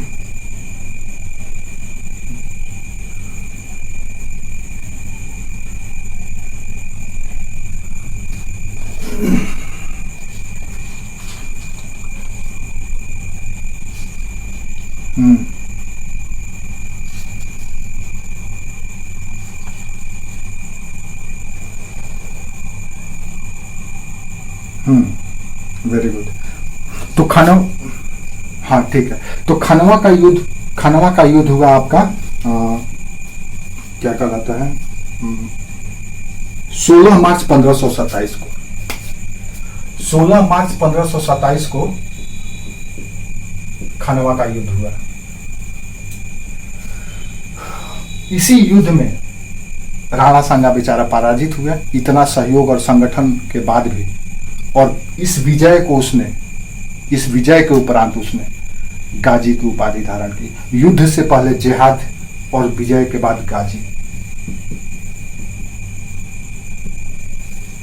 इसी युद्ध से पहले जिहाद का नारा दिया और विजय के बाद उसने गाजी की उपाधि धारण की, जैसे कि चंद्रगुप्त द्वितीय ने किया था, विक्रमादित्य की उपाधि धारण की थी। तो जैसे जैसे विजय हासिल होता जाएगा। जैसे जैसे आपकी उपलब्धि बढ़ती जाएगी, आपके साथ टाइटल जुड़ता चला जाता है। टाइटल ने उपाधि ले लिया गाजी। हमने फतह किया, हमने फतह किया है, हमने बुत पूजकों पर फतह किया है, तो हम गाजी हैं। ठीक है। गाजी का मतलब होता है योद्धा, योद्धा, योद्धा, धर्म युद्ध के योद्धा, धर्म युद्ध के योद्धा। हाँ, डिफीट होना, डिफीट होना। ठीक है।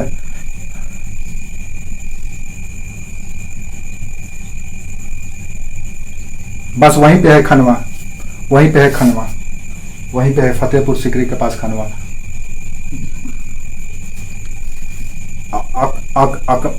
अकबर वहां पे अपना राजधानी बनाया था। उसका बेटा का जन्म भी वहीं पे हुआ था। वहीं पे मोइनुद्दीन चिश्ती से उसकी मुलाकात भी हुई थी। ठीक है। तो वहीं से उसको आशीर्वाद मिला था और पैदा हुआ था जहांगीर नालायक। हालांकि लायक भी था, ऐसा नहीं था।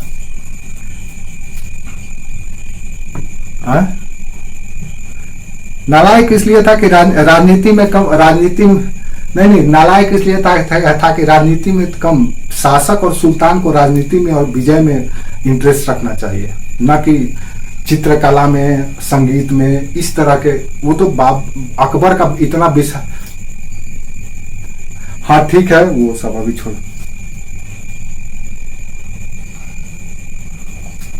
हाँ हाँ ठीक है। आखिरी लड़ाई लड़े हम लोग, 9:45 होने वाला है। आखिरी लड़ाई लड़ो। तो ये गाजी का क्या कहलाता है, उपाधि धारण कर लिया और खनवा का युद्ध ये निर्णय कर दिया कि अब भारत के सत्ता का भोग कौन करेगा। अब इसके सामने कोई चुनौती नहीं है। लेकिन अफगानी भाई लोग यहाँ पे बैठे हुए हैं, ये मानिए नहीं रहे हैं। पठान है ये लोग। पठान कैसे मानेगा भाई, इनको कुछ समझता ही नहीं है वो लोग। अब यहाँ पे षड्यंत्र का दौर अभी भी चलने लगा। गुजरात से लेकर के बंगाल तक, जहां जहां भी, बिहार, उत्तर प्रदेश, जहां जहां भी पठानों की यानी अफगानों की छोटी छोटी रियासत है, वो सब के सब इनके खिलाफ खड़े हैं। इसी में एक अफगान है, इब्राहिम लोदी का भाई मोहम्मद लोदी, और दूसरी ओर है बंगाल का सुल्तान नुसरत शाह। ये दोनों मिल करके जितने भी छोटे छोटे अफगान हैं, कन्नौज में, इटावा में, इस तरह के क्षेत्र में, ये सब क्षेत्र के छोटे छोटे अफगानी सरदारों को मिला करके बाबर को भगाने की अब कोशिश नए सिरे से की जाती है। बाबर जब राणा सांगा को विजय हासिल कर लेता है तो उसके सामने समस्याओं का भंडार शुरू हो जाता है, विविध तरह की समस्याएं। बाबर आया है बाहर से अचानक। अब बाहर से आकर के अगर कोई आपके घर में घुस जाए, छत कब्जा ले, तो आप भले ही आप जबरदस्ती कब्जा ले, लेकिन आप उसको कभी सहयोग नहीं करेंगे। बाबर को कई समस्याएं 1527 से शुरू हो गई। क्या समस्या? उसको कोई अनाज भी नहीं देता था। उसके सैनिक जहां जाते थे, लोग डर से गांव छोड़ करके भाग जाते थे। इसको कुछ मिलता ही नहीं था, बड़ी तकलीफ में आ गया। दूसरी ओर यहाँ पे ये लोग षड्यंत्र करके हमेशा कुछ ना कुछ इसको क्षति पहुंचाते रहते थे। अभी नया जगह पे आया था भारत में, कोई सहयोग नहीं दे रहा है, अन्न अनाज भी मिलना मुश्किल हो गया। ऐसी स्थिति में इसके जो साथ जो लोग थे, सामंत और सरदार, वो भी बेचैन होने लगे। बाबर को कहने लगे, यार चलो यहाँ से, यहाँ हम लोगों को नहीं रहना है।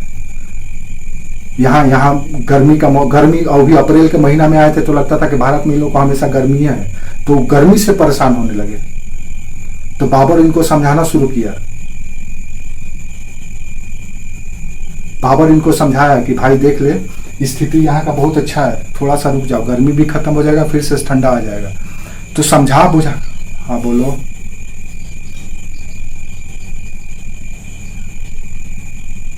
फास्ट क्लास कर रहे हैं मतलब आप कितना फास्ट बोले यार, फुल मोड में है। तो खत्म करवा रहे हैं, खत्म हो गया बस। 29 आ गया, 29 आ गया है। बाबर मरने वाला है। 2 मिनट बस धैर्य रख लो आप लोग, ठीक है। तो बाबर को इस 1527 से 29 के दौरान क्या समस्या है? तो अनाज का भी समस्या आ गया। छापा मार इसके खिलाफ। हाँ बस आपको आगरा में पहुंचा देते हैं।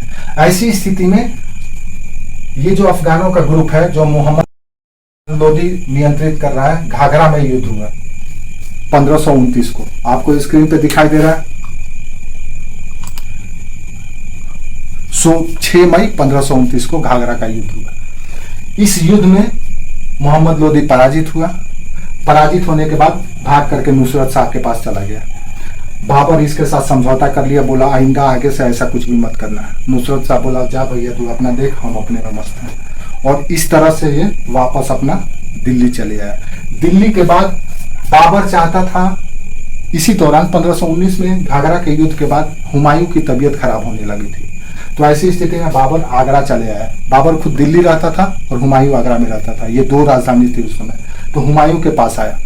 हुमायूं का तबीयत बिगड़ने लगा था, वो वापस काबुल जाना चाहता था। बाबर ये सोचा कि हम यहाँ पे हुमायूं रहेगा और हम काबुल चले जाते हैं। जब काबुल से लाहौर पहुंचा, दिल्ली से लाहौर पहुंचा, तो वहां पे उसको हुमायूं का खबर पड़ा कि हुमायूं की स्थिति बहुत खराब हो गई है। वापस बेचारा लौट करके आगरा आया और बेटा का तबीयत देख करके ये भी, इसकी भी तबीयत खराब हो गई, क्योंकि अचानक दूसरे माहौल से, दूसरे वातावरण से भारत आया था, तो इसको सूटे नहीं किया मौसम, और इसकी भी तबीयत खराब हो गई। और इलाज करने कोई जाता नहीं था, क्योंकि ये बाहर के थे। कोई ऐसा यहाँ के जो हकीम हैं या जो वैद्य हैं, कोई इसके टच में नहीं था। अगर जाता तो अफगानी और दूसरे जो हिंदू थे उनको समझा देते, उनकी कुछ भी हो सकती थी। तो ऐसी स्थिति में बाबर की तबीयत खराब होने लगी और अंततः बाबर 26 दिसंबर 1530 को आगरा में ही मर गया।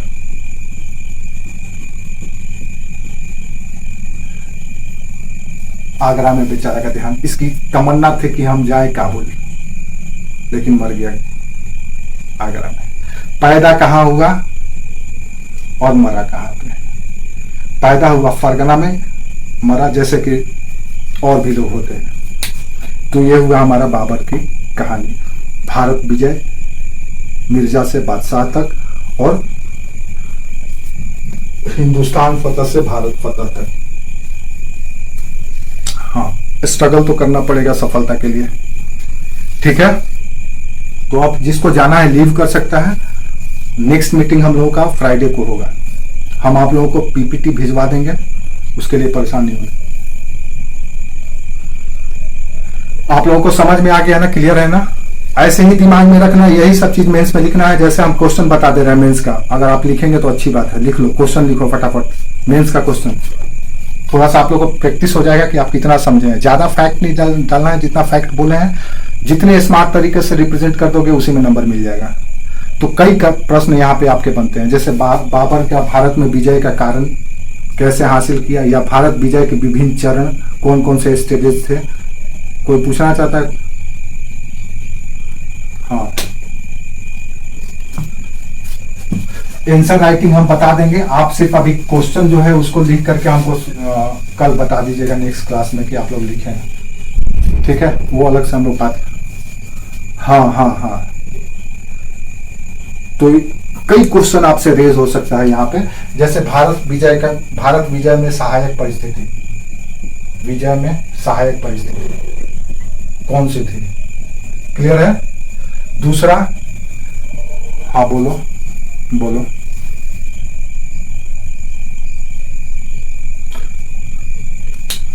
7 और 8, वेरी गुड। लो 7 दिख रहा है,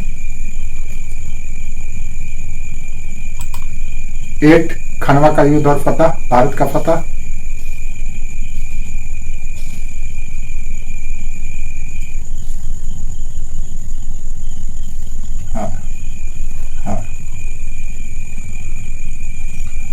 हाँ,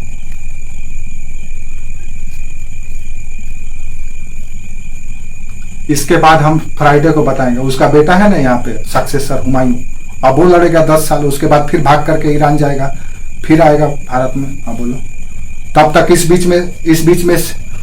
बीच में शेर शाह पैदा हो जाएगा, बिहार का सुल्तान। हाँ बोलो।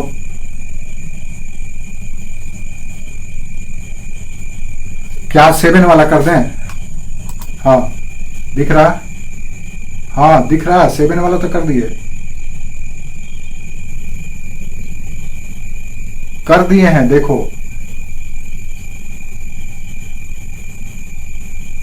हाँ, तो भारत विजय में सहायक परिस्थिति कौन सा था? दूसरा, पानीपत का युद्ध और कारण और परिणाम, कारण, काउजेड एंड कॉन्सिक्वेंस, कारण एवं परिणाम, ठीक है। तीसरा, भारत विजय में प्रयोग किए गए युद्ध पद्धति, प्रयोग की गई युद्ध पद्धति। ऐसे ऐसे कई क्वेश्चन बन सकते हैं अगर आपके दिमाग में हो तो।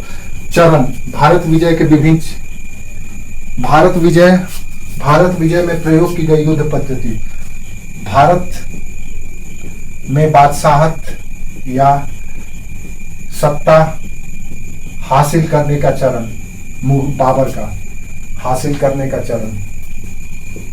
कई ऐसे क्वेश्चन बन सकते हैं जो आपको, अगर आप उस कॉन्सेप्ट को समझ गए होंगे तो। सब उतना ही तथ्य है। दूसरा, विशेष गुण, बाबर का वो विशेष गुण जिसके वजह से विजय हासिल कर पाया, बाबर का विशेष व्यक्तित्व क्या था जिससे वो बादशाह बन गया, वो कौन सी ऐसी व्यक्तित्व। भारत में बादशाह या सत्ता हासिल करने का चरण बाबर का कौन कौन से स्टेजेस से के, बाबर का विशेष व्यक्तित्व का क्या योगदान रहा बादशाह बनने में या सत्ता हासिल करने में, ठीक है।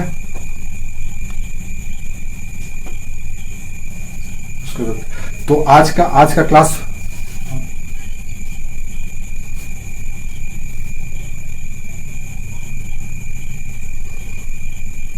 जीएस का पेपर 1। चलिए फिर आज के लिए हम लोग सायोनारा करें। ठीक है भेज देंगे, ठीक है। चलो फिर बाय, गुड नाइट। बोलो, हाँ बोलो।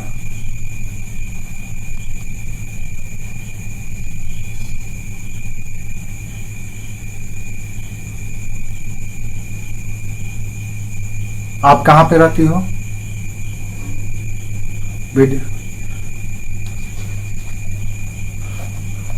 वीडियो ऑन करो अपना, देखे तुम्हारा दर्शन करें। कहाँ पे है, दिख नहीं रही है तुम। अच्छा हाँ, अब पता चल गया कि तुम झारखंड की है।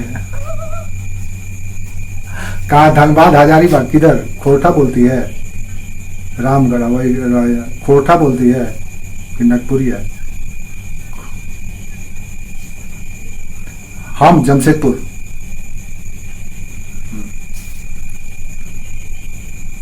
कोई बात नहीं, कभी ना कभी आएंगे।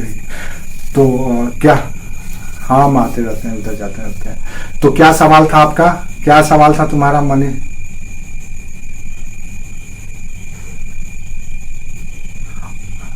अच्छा देख, अभी आपके पास आप जितना हम क्लास, आप देखो लाइब्रेरी में तो बहुत सारे टेक्स्ट मिलेंगे आपको, तो आप उसमें हाँ तो परेशान हो जाएगी। तो अभी आपको किताब ज्यादा नहीं पढ़ना है, एनसीईआरटी सिर्फ अपने पास रखो और जो क्लास हो रहा है वो करो। जब ये खत्म हो जाएगा ये सब किस, तब हम आपको रिकमेंड करेंगे, काहे कि आपको बहुत कुछ पढ़ना है, आप लोगों को बहुत सारा पेपर। वो तो मॉडर्न हिस्ट्री का हो गया, बिपिन चंद्र। आप मिडाइवल के लिए सतीश चंद्र का किताब पढ़ लीजिए, सतीश चंद्र का।